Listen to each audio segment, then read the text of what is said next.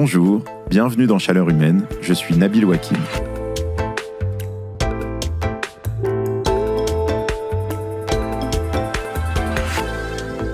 Mon père a fait des études d'informatique à une époque où ça n'intéressait pas grand monde. Mon frère et ma sœur bossent tous les deux dans le numérique, et même si je ne suis pas toujours sûr de savoir ce qu'ils font comme travail. Autant vous dire que j'ai grandi entouré d'ordinateurs. En fait, pas seulement d'ordinateurs. Des câbles, des adaptateurs, des modems, des tablettes, des routeurs. Tout ce que la planète numérique compte de moyens pour se connecter au reste du monde. À vrai dire, moi, j'ai grandi avec l'idée que le numérique, c'était le plus formidable outil de l'histoire de l'humanité. Un moyen de découvrir le monde, de s'informer en permanence, de s'amuser, de voir des trucs complètement fous. J'en ai même fait en partie mon métier. Au Monde, j'ai commencé à travailler au site internet et pendant des années, mon boulot, c'était de faire passer notre culture de journal papier à un journal lu sur des ordinateurs et sur des téléphones. Alors évidemment, quand, dans un épisode récent de Chaleur Humaine, j'ai entendu l'économiste Éloi Laurent expliquer qu'on s'était trompé de transition, qu'à la place d'investir autant d'argent et d'énergie dans la transition numérique, on aurait dû mettre tout ça dans la transition écologique, ça m'a forcément un peu secoué. Parce que moi aussi, je me rends bien compte que l'idée qu'Internet va sauver le monde, amener la paix, la justice entre les peuples, j'y crois plus trop. Et parce que moi aussi, j'en peux plus de la place permanente que les écrans occupent dans ma vie, aussi bien au boulot que dans ma vie familiale. Et évidemment, le poids croissant du numérique dans les émissions de gaz à effet de serre et la dégradation de la planète, ça participe forcément à mon désamour. Pourquoi nos activités numériques pèsent-elles autant dans le réchauffement climatique ? Quels sont leurs autres impacts sur l'environnement ? Est-il possible d'imaginer un numérique responsable ? Et par quoi commencer pour avoir un impact ? Voilà, c'est de cela dont nous allons parler dans cet épisode de Chaleur Humaine. Frédéric Bordage est le fondateur de Green IT, un collectif qui se définit comme un lieu de réflexion sur la sobriété numérique, et il est l'auteur de plusieurs ouvrages sur le sujet, dont le dernier, Tendre vers la sobriété numérique, édité dans la collection Je passe à l'acte chez Actes Sud. Et si le son de cet épisode n'est pas aussi parfait que celui des autres de Chaleur Humaine, c'est parce que Frédéric Bordage nous répond depuis chez lui, à Grenoble, en visio.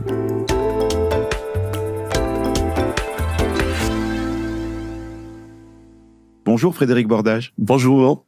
Alors peut-être si on commence par le début, un des impacts environnementaux du numérique, c'est forcément l'impact carbone. Dans ce bilan carbone du numérique, qu'est-ce qui pèse le plus lourd ? Dans le bilan carbone du numérique, ce qui pèse le plus lourd, c'est clairement la fabrication de nos équipements, c'est-à-dire nos smartphones, nos télévisions connectées, nos ordinateurs. Finalement, tout ce qui est numérique est connecté aujourd'hui à l'Internet.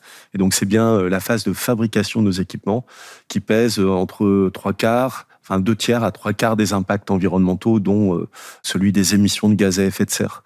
Et donc, ça veut dire que c'est directement lié, notre empreinte numérique, notre empreinte carbone numérique, elle est directement liée à la quantité d'appareils qu'on possède et à leur durée de vie. Le numérique, c'est à peu près 4% des émissions de gaz à effet de serre anthropiques. C'est une étude qu'on avait faite en 2019, mais qui est toujours d'actualité et qui était d'ailleurs corroborée par une autre étude du Shift Project, donc 2 études différentes qui disaient la même chose, 4% de l'empreinte des émissions anthropiques. Et alors justement sur cette répartition des émissions, donc la plus grosse partie c'est nos équipements et le reste qu'est-ce que c'est alors, parce qu'on entend beaucoup de choses sur le poids que la vidéo occupe, la vidéo en ligne, le streaming occupe, mais aussi les mails qu'on envoie, les différents usages numériques qu'on a, comment ça se répartit ? Ce qu'il faut bien comprendre, c'est que globalement, ce ne sont pas nos usages qui vont générer les impacts, parce que les impacts ont lieu dans la vraie vie, le monde réel, et c'est la fabrication de nos équipements, et puis ensuite, ça va être la fabrication et l'utilisation de l'infrastructure qui a derrière une heure de streaming. Derrière, il va falloir utiliser du réseau en fibre optique ou en ADSL. Il y a des serveurs qui vont distribuer la vidéo, etc. Et donc, c'est d'abord la fabrication et l'alimentation d'électricité de cette infrastructure qui va générer les impacts. Et après, selon ce qu'on fait avec le réseau, que l'on soit en train d'envoyer un mail ou de regarder une vidéo, ça va plus ou moins solliciter cette infrastructure pendant un temps plus ou moins long, et c'est ça qui va faire les impacts. Mais bon, votre fibre Internet, elle est déjà déployée, on l'a fabriquée, on a creusé la tranchée dans la terre et on l'a amenée chez vous, on l'a fabriquée, on l'a déployée, elle est alimentée en électricité. Une fois que ça s'est déployé et que c'est alimenté en électricité, ce qu'on fait avec, finalement, qu'on garde une vidéo en streaming ou qu'on envoie un mail, c'est pas ça qui va faire varier notre empreinte numérique. Donc ça, c'est un point important, parce qu'on a tendance aujourd'hui à se focaliser sur nos usages et à moins parler de la durée de vie, du taux d'équipement, qui sont finalement pourtant les paramètres les plus importants dans notre équation. Justement, sur cette question du taux d'équipement, vous l'avez déjà un peu dit, il n'y a pas que la question du carbone, il y a la question des autres impacts environnementaux dans la fabrication de ces matériaux. On en avait parlé ici un peu avec l'ingénieur Philippe Biwix quand on avait fait un épisode sur la technologie. Ça, finalement, qu'est-ce que ça pèse dans l'impact environnemental du numérique? Est-ce que c'est aussi important que le carbone?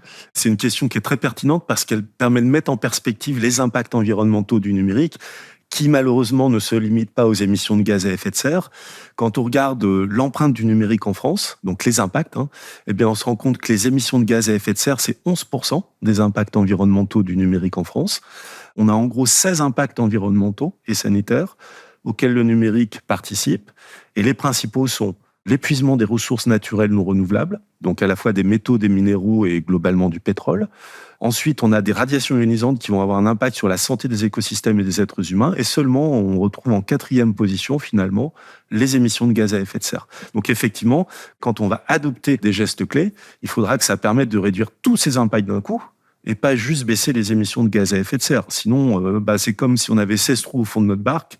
Si on n'en bouge qu'un seul, celui du climat, on va quand même couler. Si on regarde par exemple au niveau de nos téléphones, qu'est-ce que ça veut dire concrètement, ces impacts environnementaux? Comment ça se traduit dans le nombre de matériaux qui sont utilisés pour fabriquer un téléphone?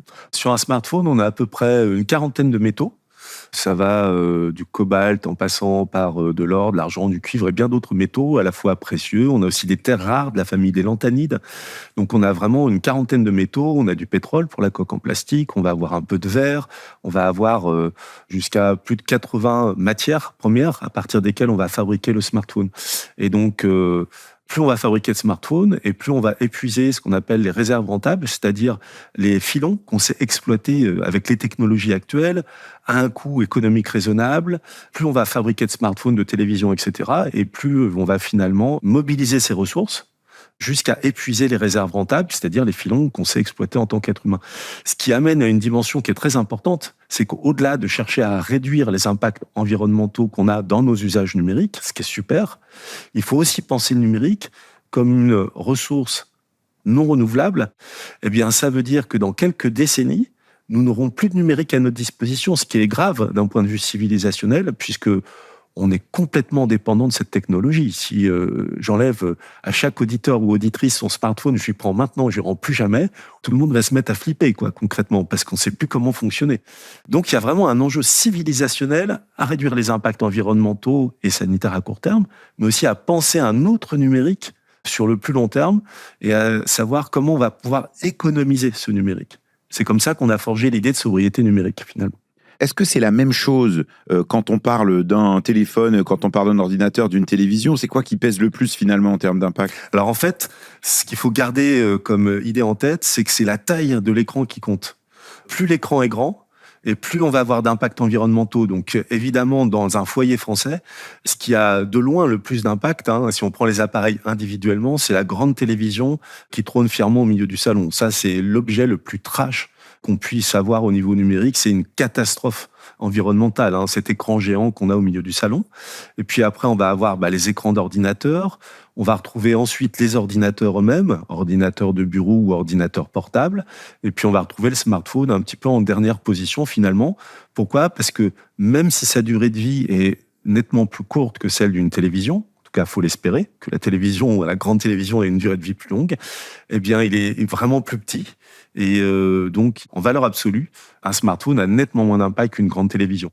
Mais justement, sur ce concept de sobriété numérique, on va rentrer un peu plus tard dans les détails, mais il y a quand même quelque chose que je comprends pas bien. Par exemple, sur le poids des équipements. Si on veut faire en sorte d'émettre moins de gaz à effet de serre, par exemple, si tous ces équipements ils étaient produits dans les pays où il y avait que de l'électricité renouvelable ou du nucléaire, par exemple, c'est-à-dire beaucoup moins d'émissions de gaz à effet de serre, est-ce qu'on aurait résolu le problème pour autant ?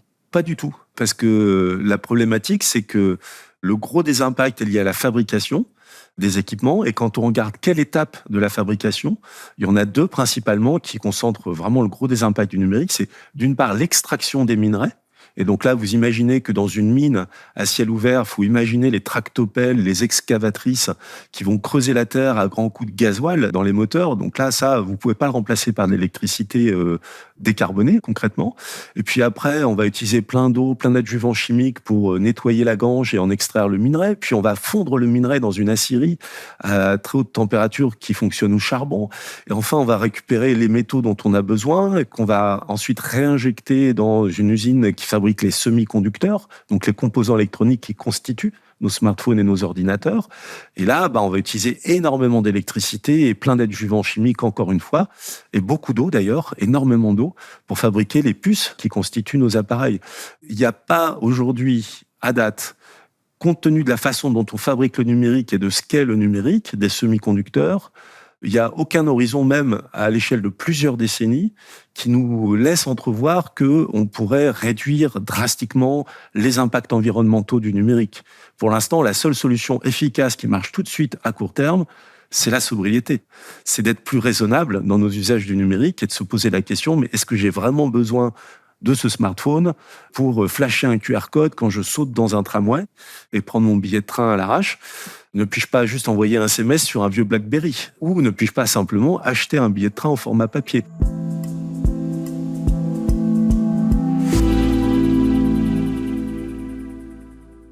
Alors moi, je trouve ça très intéressant, cette notion de sobriété numérique dont vous avez parlé au début de l'épisode. Mais la réalité, c'est que notre utilisation de numérique au niveau mondial, c'est plutôt l'inverse. C'est en pleine croissance. À quel point cette augmentation du nombre de nos équipements, de nos usages, du trafic mondial d'Internet, à quel point tout ça, c'est soutenable? Alors, c'est très clair. Aujourd'hui, la croissance infinie, au sens chronologique du terme, la croissance infinie du numérique n'est pas possible. Ce qui est sûr, c'est qu'il y a une croissance des équipements numériques qui est continue. Et plus on en fabrique, et plus on augmente nos impacts. Dans notre étude de référence sur les impacts environnementaux du numérique dans le monde, eh bien, on a constaté qu'entre 2010 et 2025, c'est-à-dire aujourd'hui, on observe un triplement des impacts environnementaux associés au numérique, qui est lié à l'augmentation du nombre d'appareils sur Terre par terrien et à l'augmentation de la taille des écrans aussi, qui est un facteur déterminant. Donc aujourd'hui, on est dans un monde numérique où on a de plus en plus d'objets connectés, on a des écrans de plus en plus grands et on est de plus en plus équipés. Il y a 15 appareils numériques par Français de 15 ans ou plus. C'est ce taux d'équipement, cette taille d'écran qui croît de façon continue, qui fait qu'on a une croissance quasi exponentielle. Mais on pourrait objecter à ça que, en fait, malgré tout, il y a quand même de l'efficacité énergétique, qu'un certain nombre d'outils qu'on utilise consomment moins d'énergie qu'auparavant, et que donc on va aussi trouver les moyens de faire en sorte que nos objets numériques peut-être utilisent un peu moins de métaux, nécessitent moins d'énergie, et que donc cette croissance-là, elle peut peut-être être faite d'une manière plus raisonnable, non? La croissance de nos usages numériques, elle peut être plus raisonnable si on applique de façon très agressive la démarche d'éco-conception, mais encore faut-il le faire. Aujourd'hui, on a une directive européenne qui est devenue un règlement qui s'appelle Eco-Design, donc qui signifie en anglais éco-conception. On a un ensemble de contraintes réglementaires qui commencent à apparaître en Europe et en France, mais force est de constater que malgré le fait que les pouvoirs publics poussent à l'éco-conception, les impacts environnementaux du numérique augmentent de façon exponentielle concrètement. Le numérique peut nous aider à réduire certains impacts dans nos vies. On peut essayer de réduire l'impact négatif direct du numérique aussi un petit peu au travers de l'éco-conception, mais le numérique, ça n'est pas la solution à un monde plus soutenable, plus durable. Le problème qu'on a aujourd'hui, c'est qu'on a une vision qui est très prométhéenne en fait. On a découvert le feu numérique, on est complètement ébahi devant ce nouveau truc, et on a l'impression qu'en sortant une appli mobile, on va sauver le monde. Mais pas du tout. Le numérique, c'est un outil au service des êtres humains et de la civilisation. Ça ne peut en aucun cas être la seule solution à un avenir soutenable pour l'humanité. Parce que, d'une certaine manière, aujourd'hui, le numérique, il fait de toute façon massivement partie de nos vies. C'est-à-dire, imaginez que dans les prochaines années, tout le monde jette son smartphone à la poubelle et qu'on dise, on fait comme on faisait avant. Je dis pas que c'est impossible, mais ça apparaît pas comme une trajectoire très réaliste. Et puis, d'ailleurs, aujourd'hui, on voit bien, faire ses impôts, acheter un billet de train, la place que ça occupe dans nos vies, c'est omniprésent. Et donc, est-ce que c'est souhaitable de dire qu'il faut échapper au numérique? Il faut pas échapper au numérique. il faut se poser la question de qu'est-ce qu'on fait avec le numérique. Moi, je suis très content quand je vais à l'hôpital passer un IRM pour voir l'état de ma colonne vertébrale, concrètement. Donc, on est très heureux d'avoir du numérique qui apporte un confort et une qualité de vie, une espérance de vie aux êtres humains si on prend que le domaine de la santé. Donc, c'est super, le numérique. Par contre, est-ce que c'est vraiment raisonnable de renouveler pour la 4e fois en 10 ans l'écran de sa télévision pour regarder les JO avec 15 cm de diagonale de plus dans son salon? C'est cette question qu'on doit se poser. On doit aujourd'hui devenir raisonnable dans nos usages. Donc, on va pas arrêter le numérique. Il faut pas l'arrêter parce qu'on perdrait trop en qualité de vie. Par contre, il faut se poser la question de quels sont nos usages numériques qui sont critiques et quels sont ceux où on peut trouver des alternatives. Oui, mais est-ce que derrière, il n'y a pas quand même une question sur l'innovation? C'est-à-dire, quand on fait la 5G, quand on, je sais pas, on commence à développer Internet, on ne sait pas forcément en développant Internet qu'il va y avoir YouTube et plein de vidéos en ligne. Ça a des usages qui sont complètement différents. Et donc, est-ce que en disant, ah ben en fait, il faut restreindre notre développement du numérique pour des raisons environnementales, on ne prend pas le risque aussi que plein de choses positives qui peuvent arriver dans nos vies, dans le domaine de la santé, par exemple, vous avez parlé des IRM, eh bien, n'arrivent pas parce qu'on se sera restreint dans nos capacités d'innovation? En fait, l'idée, c'est pas de restreindre l'innovation, c'est plutôt de l'orienter vers des sujets qu'on considère comme des sujets critiques. Est-ce qu'on préfère mettre du numérique dans la santé ou dans les loisirs, par exemple? Et le deuxième sujet, à mon avis, sur l'innovation, c'est arrêtons d'être idiots. Ce qui fait la force d'Homo sapiens, c'est son ingéniosité, c'est sa curiosité, c'est sa capacité à créer des solutions hybrides. Et donc, nous, dans notre domaine, au sein du collectif Green IT, depuis une 15aine d'années, on développe une démarche qui s'appelle la Slow Tech, qui vise à prendre des processus 100% numériques, virer tout le numérique inutile et le remplacer par des solutions low-tech. Je vous donne un exemple très concret. Pour transmettre une prévision pluviométrique à des agriculteurs, eh bien, une société que nous avons accompagnée utilisait des smartphones 4G, dernier cri, etc. Et pour pouvoir vendre leurs prévisions pluviométriques dans un pays pilote qui était la Côte d'Ivoire, en zone rurale en Côte d'Ivoire, ils ont découvert qu'ils pouvaient très bien envoyer leurs prévisions pluviométriques avec un simple SMS. Donc ça, c'est de la low-tech numérique. Ça marche sur mon BlackBerry qui a 15 ans, ou sur un Nokia 3210 qui a 30 ans. Et en relais du SMS, eh bien, ce sont des tableaux sur lesquels on écrit littéralement à la craie dans le village, dans les points névralgiques où les gens se croisent dans le village.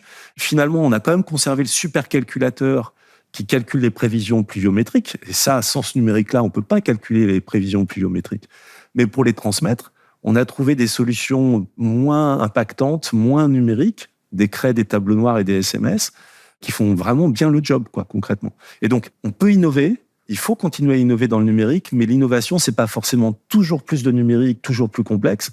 C'est surtout quel numérique, pour quoi faire, et ne puis-je pas l'associer à de la low-tech? C'est intéressant l'exemple que vous donnez sur la pluviométrie parce qu'en fait, y compris dans la transition écologique, dans la transition climatique, on se rend compte qu'on a aussi besoin de numérique. On avait enregistré ici un épisode avec Thomas Vérinck du réseau de transport d'électricité et lui, il expliquait que plus on intégrait des énergies renouvelables au réseau, plus on avait besoin de compiler des données, de bien comprendre les interactions entre tous ces différents sites de production d'énergie décentralisés. Et il disait même, plus on met d'énergie renouvelable, plus on a des scénarios qui sont technosolutionnistes, qui ont besoin de beaucoup de technologie. Donc, il y a quand même aussi besoin dans la transition d'utiliser massivement des données et des équipements numériques. Alors oui, tant mieux si le numérique nous aide à tendre vers un futur plus soutenable. Après, la question qu'on doit se poser, c'est est-ce qu'on a besoin de tous les capteurs qu'on va déployer dans notre grid, dans notre réseau de distribution d'électricité? Est-ce qu'on a besoin de stocker toutes les données? Nous, ce qu'on constate concrètement tous les jours dans la vraie vie sur des vrais projets, c'est que aujourd'hui, on a une façon de penser qui est on stocke des tonnes de données, on enregistre des tonnes de données, et puis après, on verra bien ce qu'on en fait. Ça, c'est plus possible. Ça, c'était le monde d'avant, qui était open bar, d'une certaine façon. Le monde d'aujourd'hui, on doit à nouveau, comme dans le temps, comme au début du numérique, on avait très peu de mémoire vive, on doit revenir un petit peu à ce monde-là et se poser la question, combien de ressources numériques je vais mettre à disposition de ma grille intelligente pour distribuer l'électricité? Tous les exemples de ces dernières années montrent qu'on a forcément des alternatives, au moins des bouts de composants de mon système, des alternatives qui sont low-tech. Concrètement, il y en a plein. En vous écoutant, je pense forcément au développement de l'intelligence artificielle dont on parle beaucoup ces derniers mois. Est-ce qu'elle est plutôt une alliée dans la transition, comme le pensent certains, ou à l'inverse, est-ce que c'est d'abord une grosse consommation d'énergie supplémentaire et plutôt un problème en plus? L'IA, c'est comme toute technologie, parce que finalement, la question, on peut la rendre générique, en fait. C'est-à-dire que toute technologie va être intéressante dans certains usages et complètement superflue dans d'autres. L'IA, pour prendre cet exemple, c'est très intéressant pour modéliser le climat. Par exemple, dans le domaine de la santé, pour détecter des cancers, il y a Google qui a une IA qui permet de détecter certains cancers que des oncologues ne détectent pas parce que ça représente quelques pixels sur un gigantesque écran, c'est un signal faible. Et ça, l'IA, elle est capable de le voir, en fait. Alors que nous, avec nos yeux, on voit pas les 3 pixels sur l'image de l'écran géant, on les voit pas. Donc ça, c'est super parce que l'IA, elle va permettre d'améliorer la prise en charge de patients. Et donc là, c'est vraiment utile. Mais en France, on a l'Institut Curie qui, avec le projet CADOG, dog comme les chiens, démontre qu'un chien détecte aussi bien, avec moins de faux positifs, autant de cancers qu'une IA, quoi. Utilisons un chien dans ce cas-là, parce que là, le chien, il fait le job concrètement, ça coûte pas cher d'un point de vue environnemental. Gardons la capacité de calcul de l'IA pour le climat, parce que là, le meilleur ami de l'homme est intelligent, mais pas au point de modéliser le climat, quoi. Et là, on a besoin de l'IA. Vous voyez l'idée?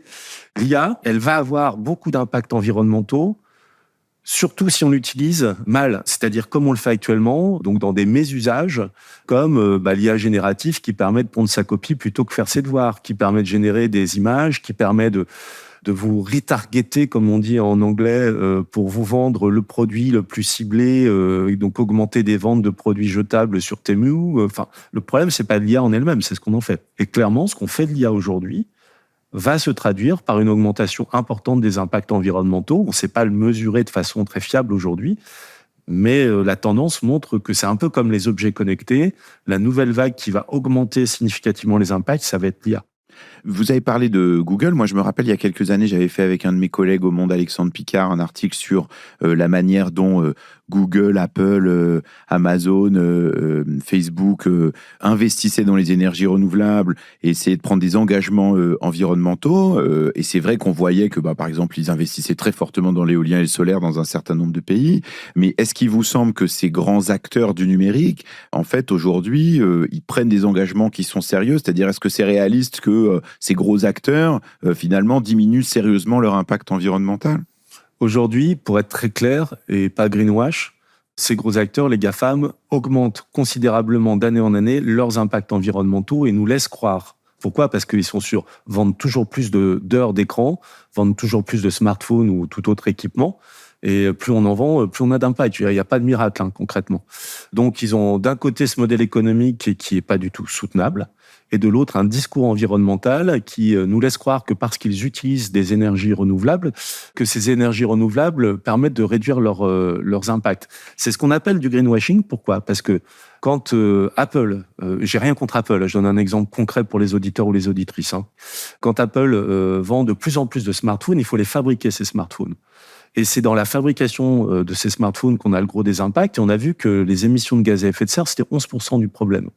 Donc quand Apple fait des campagnes comme très récemment et nous dit c'est super, on utilise 100% d'énergie renouvelable, c'est chouette, mais c'est 5% de 11% du problème. Donc il focalise notre attention sur quelques pourcents des impacts d'Apple. C'est vrai pour tous les autres fabricants, encore une fois. Et il détourne finalement notre attention des grosses sources d'impact qui sont la fabrication, et qui sont de l'épuisement de ressources naturellement renouvelables, des radiations ionisantes, de l'eutrophisation, de l'acidification. Et ça, on ne peut pas l'enlever. Enfin, globalement, on ne peut pas l'enlever en changeant juste la nature d'électricité qu'on consomme quand on est un GAFAM.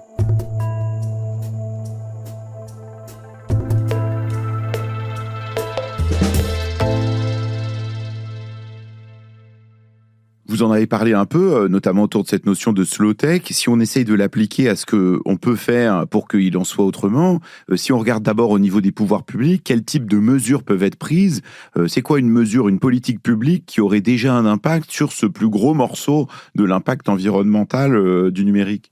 Clairement, les pouvoirs publics doivent prendre des mesures qui vont nous amener, nous inciter à acheter, acquérir moins d'équipements et nous aider à les faire durer, ces équipements. Pour acheter moins d'équipements, on pourrait par exemple se dire que quand on se réabonne 24 mois, on reprend un abonnement, vous savez, ce fameux smartphone à 1 € que les opérateurs vous promettent si vous vous réengagez 24 mois, on peut imaginer que on a une modulation en fonction du smartphone. Si c'est un smartphone reconditionné, vous n'avez que 12 mois de réengagement nécessaire pour accéder à ce smartphone reconditionné à 1 euro. Par contre, si c'est un smartphone neuf, vous devez vous réengager 36 mois pour l'avoir à 1 euro. Vous voyez ? On peut imaginer des modèles économiques qui vont moduler les pratiques actuelles et inciter ainsi le consommateur à, par exemple, aller vers des équipements reconditionnés. On peut imaginer aussi généraliser la consigne des équipements numériques. Donc, quand on va acheter une télévision ou un smartphone ou un ordinateur, il y a une valeur de consigne. On dépense une somme qu'on ne récupérera que quand on rapportera notre équipement qui fonctionne encore, mais dont on veut se défaire, dans un point de collecte pour qu'il soit reconditionné et qu'on puisse lui redonner une seconde vie au travers du réemploi. On peut imaginer également ce qui fonctionne pour l'automobile. Pourquoi vous n'avez pas peur de rouler à 130 km/h sur l'autoroute avec vos gamins dans une bagnole d'occasion ? Parce qu'il y a une carte grise qui dit d'où vient la voiture et surtout, il y a un contrôle technique qui nous dit c'est safe, vous n'avez pas de risque, la voiture a été vérifiée. Aujourd'hui, les pouvoirs publics laissent volontairement ou involontairement se créer une défiance vis-à-vis des équipements numériques reconditionnés. Un Français sur 3 s'est fait avoir en achetant un smartphone reconditionné parce qu'ils ne mettent pas en place cette notion de contrôle technique qui permettrait de mieux encadrer les acteurs du reconditionnement de façon à garantir aux consommateurs le fait de disposer d'un smartphone reconditionné. Comme pour les voitures qui ont passé le contrôle technique, on sait que ça marche, il n'y a pas de problème, il n'y a pas d'embrouille, ça va fonctionner. Ce qui permettrait de massifier les achats d'équipements reconditionnés. Évidemment, ça marche aussi pour la télévision, l'ordinateur, le Thermomix, tout objet numérique. Ça, on voit que c'est un axe qui est très important, c'est-à-dire l'idée de dire, en fait, pour faire en sorte que les gens achètent moins d'équipements numériques, il faut encourager la seconde main, les équipements reconditionnés. Mais est-ce que, parce qu'on le voit dans d'autres secteurs comme le textile, est-ce que encourager un marché de la seconde main, c'est pas quand même retomber dans l'idée qu'il faut changer ses équipements en permanence, racheter, reconsommer, encore plus, comme on peut le voir par exemple sur les vêtements? Oui, alors on a le même risque par rapport aux vêtements, mais ça nous donne quand même quelques années d'oxygène quelque part pour trouver de meilleures méthodes pour mieux recycler. Aujourd'hui, on collecte peu et on recycle très mal nos appareils numériques. Donc ça nous laisse quand même une petite bulle d'oxygène supplémentaire pendant quelques années. Il y a un deuxième sujet, c'est que si on veut permettre aux Français qui nous écoutent d'utiliser des smartphones reconditionnés, alors ça veut dire que ces smartphones seront probablement moins puissants que les équipements neufs de dernière génération. Et donc il faut absolument que les pouvoirs publics contraignent tous les acteurs, les éditeurs de services numériques, donc du contenu comme ce podcast, ou des services interactifs qui permettent de trouver l'horaire d'un train, de consulter le solde de son compte en banque, tous nos usages numériques quotidiens. Il faut que les pouvoirs publics contraignent ces acteurs qui vendent ces services numériques à les éco-concevoir, de façon à ce qu'il soit suffisamment léger pour continuer à fonctionner de façon confortable avec une bonne expérience utilisateur sur un smartphone reconditionné en 4G ou en 3G au fin fond de la Creuse à un truc qui a 6 ans. Il faut que ça marche, ça soit confort. Et ça, sur cet aspect-là, est-ce qu'il y a aujourd'hui des règles qui existent ou des propositions de règles qui existent pour dire il faut pas que les logiciels qui tournent sur ces équipements soient obsolètes. Je sais pas, moi j'ai une vieille tablette sur laquelle mes enfants regardent des dessins animés, je peux rien installer dessus parce qu'elle est très vieille et donc on pourra plus jamais rien installer dessus et donc bon, c'est un peu comme ça, c'est pas grave, mais c'est vrai que c'est un peu dommage, c'est-à-dire que c'est un équipement qui existe, qui pourrait être utilisé avec des services actuels, mais en fait l'évolution des logiciels a fait que de toute façon c'est devenu impossible. Nous, on déploie cette démarche d'éco-conception des services numériques et des contenus numériques depuis plus de 15 ans en France. Donc on a tous les outils qui vont bien, des référentiels de bonnes pratiques, des outils qui vont permettre d'évaluer si on a bien mis en œuvre les bonnes pratiques, quel est le gain environnemental en faisant une analyse du cycle de vie. Toute la boîte à outils existe en fait. Ce qu'on n'a pas, c'est des contraintes réglementaires. C'est-à-dire que malgré les lois qui ont été votées récemment sur ces sujets-là, elles sont incitatives, mais elles ne sont pas contraignantes. Donc là, le problème, c'est pas les outils, c'est la contrainte sur les outils. Et alors justement, sur les outils, combien de temps ça pourrait durer, combien de temps ça devrait durer, un téléphone par exemple, ou une télévision, si on appliquait ces règles-là de manière un peu stricte? Il y a 11 ans, on avait fait une proposition avec des amendements, puisque le collectif Green IT est une association, loi 1901 d'intérêt général, qui fait du plaidoyer. Et on avait fait des propositions, c'était de moduler la durée de garantie, ce qui est très difficile parce qu'il faut le faire au niveau européen, voilà. Et pour tous les appareils fixes, 10 ans, et tous les appareils mobiles, 5 ans. Pourquoi ? parce qu'on se rend compte qu'à l'usage concrètement, une télé, on l'utilise au moins 10 ans, on pourrait en tout cas l'utiliser au moins 10 ans, et qu'un smartphone ou un téléphone normalement utilisé, même sans trop de précautions, ça fonctionne 5 ans. Donc le minimum, c'est 10 ans pour une télé, c'est 5 ans pour un smartphone qu'on devrait avoir de durée de garantie. Parce qu'il y a une autre piste qui existe, qui est de dire, en fait, on va concevoir des équipements qui sont beaucoup plus réparables, beaucoup moins consommateurs de ressources.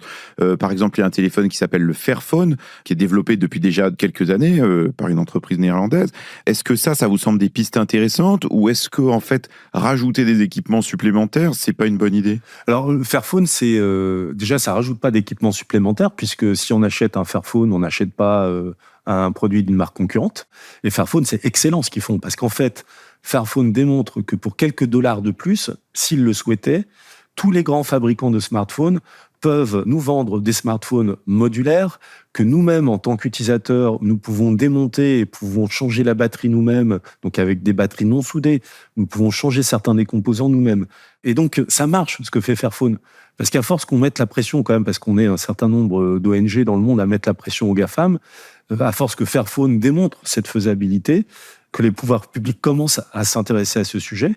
On voit Google, par exemple, qui propose 8 ans de mise à jour sur ses derniers Pixel Pro. Non, c'est juste pour bien comprendre, mais un Fairphone, c'est pas 2 ou 3 dollars de plus qu'un smartphone classique. C'est quand même bien plus cher. Un Fairphone, c'est plus cher, mais Fairphone fabrique quelques centaines de milliers d'exemplaires par an et pas des dizaines ou des centaines de millions.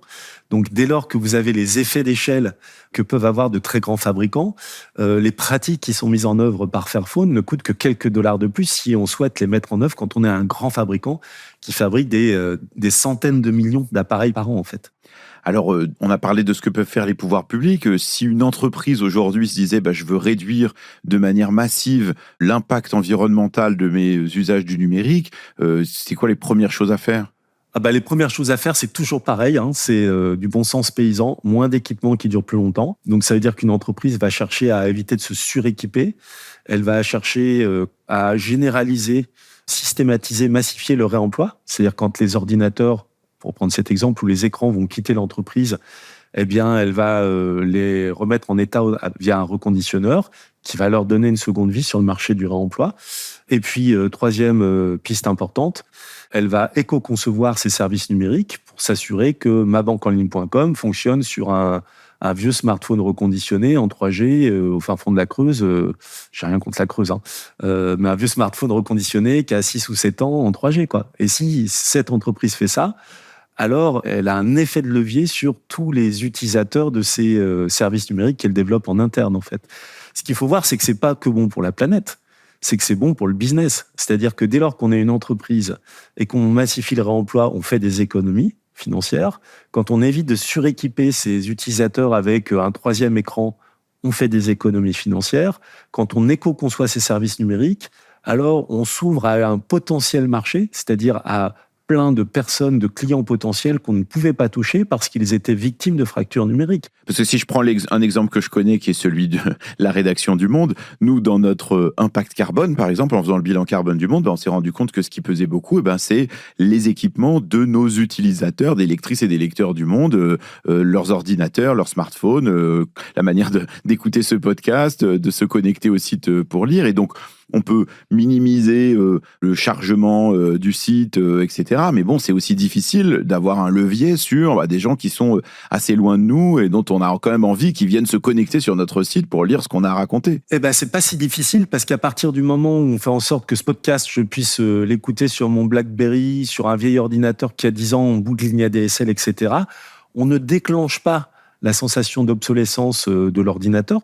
Et donc là, vous êtes, le Monde, un acteur majeur qui aide la société à lutter contre l'obsolescence programmée. Et en fait, c'est pas compliqué. Il suffit de proposer avec vidéo ou sans vidéo, en admettant que ce podcast soit aussi enregistré en vidéo. Et puis sur le flux vidéo et le flux audio, et de proposer des encodages ou des formats qui soient plus légers. Comme ça, même si on est en bout de ligne ADSL, on peut l'utiliser, vous voyez.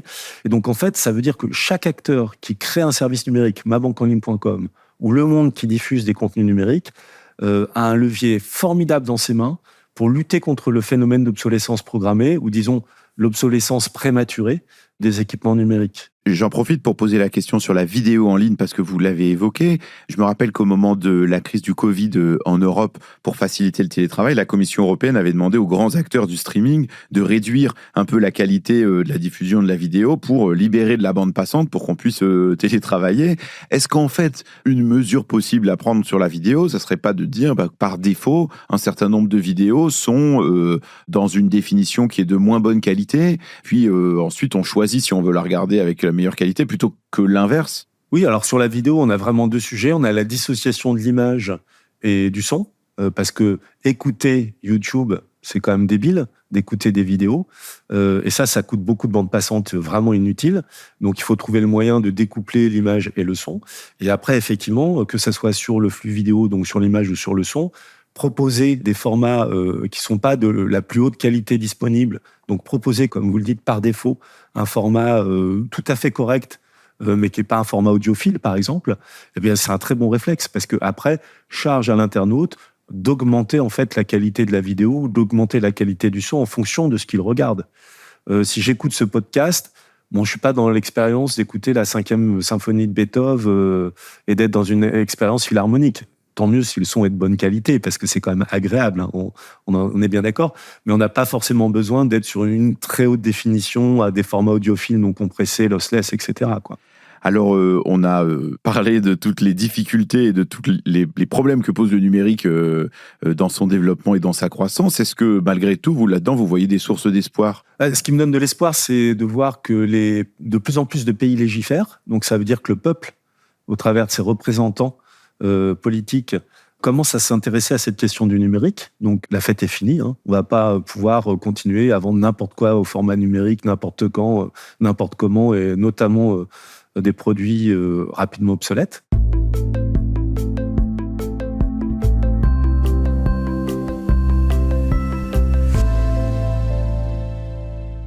Alors, je voudrais pas vous laisser repartir vers les montagnes grenobloises sans vous demander comment vous faites à un niveau plus personnel dans toute cette histoire de transition. Et d'abord, vous, qu'est-ce que vous appliquez comme règle de sobriété numérique dans votre vie personnelle? Alors, déjà, j'ai un écran, j'ai un ordinateur portable. J'ai pas d'écran externe, donc j'ai un ordinateur portable qui est un ordinateur reconditionné. Je le réemploie, c'est sa seconde vie. En général, je l'amène sur une durée de vie de 10-12 ans. Donc qui est quand même très longue par rapport à la durée de vie moyenne de 5 ans aujourd'hui, hein, d'un ordinateur en France.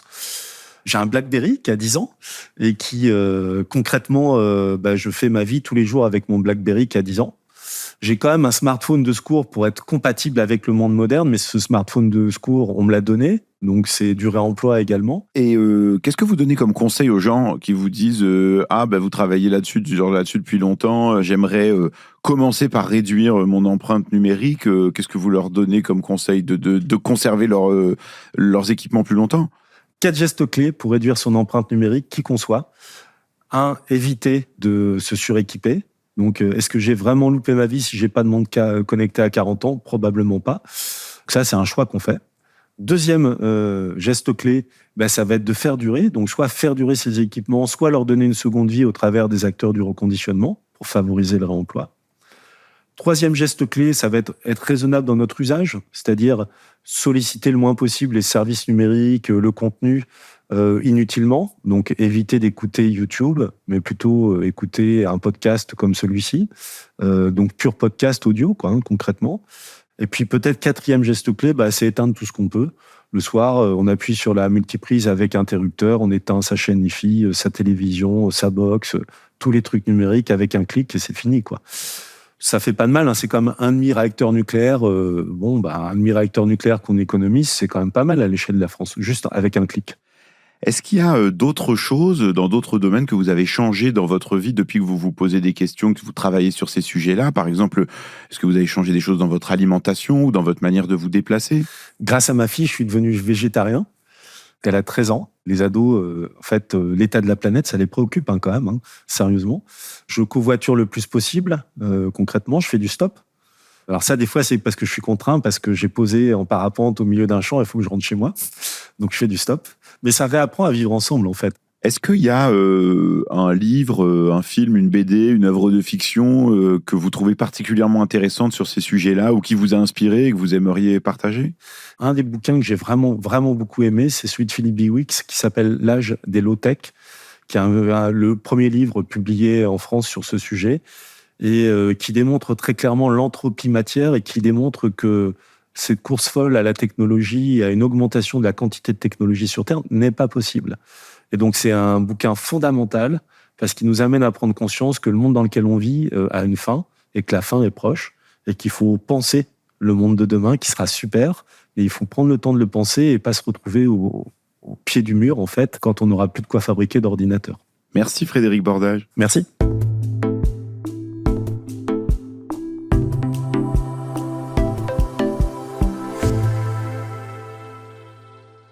Il y a beaucoup de choses que je retiens de cette conversation avec Frédéric Bordage. Et la première, c'est cette explication limpide de ce qui pèse vraiment dans l'impact environnemental du numérique. Nos équipements. Conserver le plus longtemps possible les télés, les ordinateurs, les téléphones, en fait, c'est ça qui compte vraiment.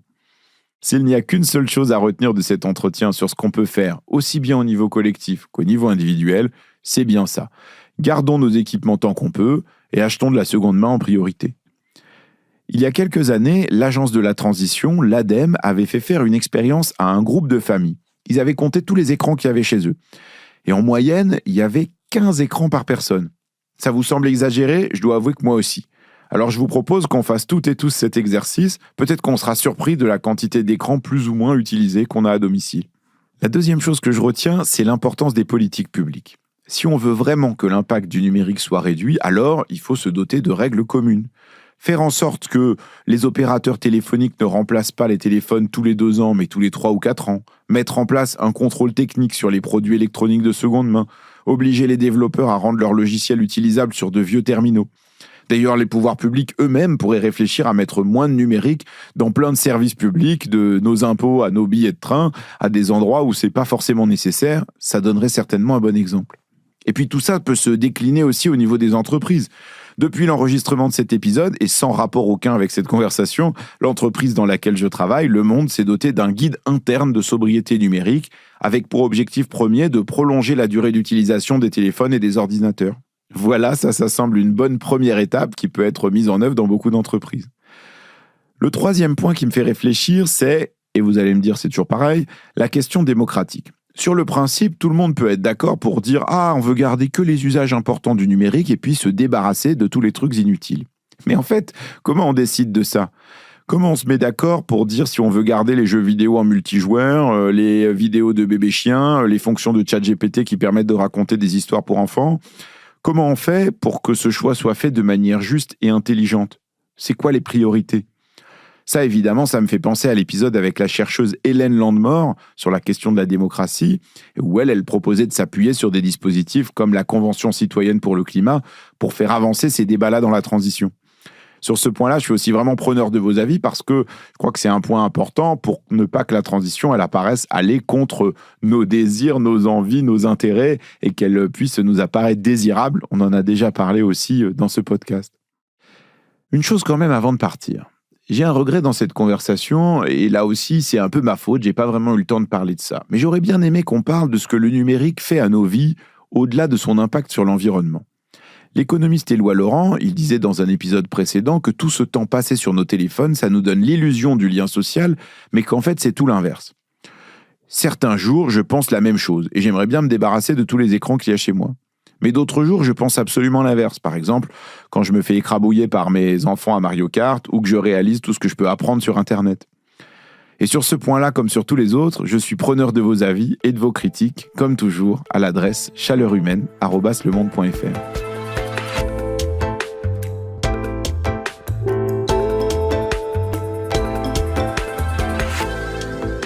Merci infiniment d'avoir écouté cet épisode de la saison 5 de Chaleur Humaine. C'est déjà presque la fin. C'est un podcast de la rédaction du Monde, produit et préparé par Cécile Cazenave, réalisé et mis en musique par Amandine Robillard. J'en profite pour vous rappeler que Chaleur Humaine, c'est aussi une infolettre à laquelle vous pouvez vous inscrire gratuitement sur le site du Monde. Chaque semaine, je réponds à vos questions sur les enjeux de la transition climatique et ensuite, je publie ça sur le site du Monde. Si vous êtes encore là, prenez le temps de m'écrire pour me dire si cet épisode vous a donné envie de jeter vos téléphones par la fenêtre ou si vous vous êtes rué sur Internet pour acheter un nouvel écran supplémentaire. Comme toujours, vous pouvez m'envoyer vos critiques, vos avis et un bol de taboulé libanais au persil et à la menthe à l'adresse chaleurhumaine@lemonde.fr. Vous pouvez aussi m'écrire par courrier au journal Le Monde, 65 avenue Pierre Mendès France, 75 013 Paris.